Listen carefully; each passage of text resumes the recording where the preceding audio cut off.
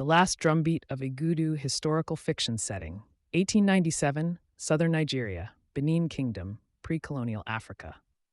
The Whisper of the Oracle. The sky over Igudu, a small vassal village under the Benin Kingdom, cracked with thunder. It was the season of planting, but something felt different.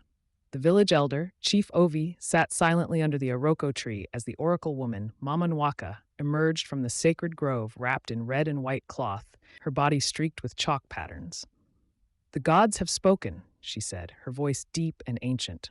"The white spirits are coming from the sea again, but this time they bring fire, not trade." A murmur went through the crowd of villagers gathered at the base of the hill. Everyone had heard of the British soldiers and their guns. They came under the pretense of palm oil and treaties, but left behind silence and ashes. Young Omo, barely 17, clenched his fists. His father, a blacksmith and royal messenger, had died returning from Benin City just 2 moons ago. Rumors said the king refused a British envoy. Retaliation was inevitable. The warrior's path, Omo's brother, Efe, had joined the warriors who swore allegiance to the Oba of Benin. Though Omo was younger, he trained daily with a wooden spear behind the yam barns. He did not want to fight, but he also refused to be a witness to the fall of his people. Chief Ovi summoned the youth of Igudu one evening. "The empire needs not just strength, but memory. You must remember who we are when the fires come. Carve it into drums, into stone, into stories." That night, Omo carved his first drum, the Benin Expedition.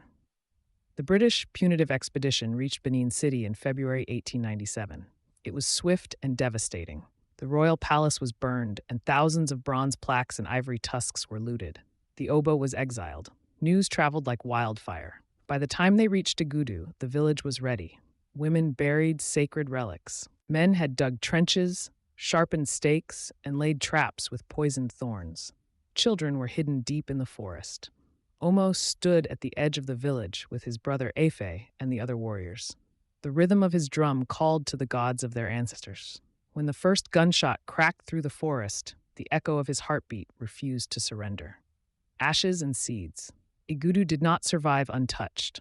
The village burned, but its soul remained unbroken. Ife died in battle.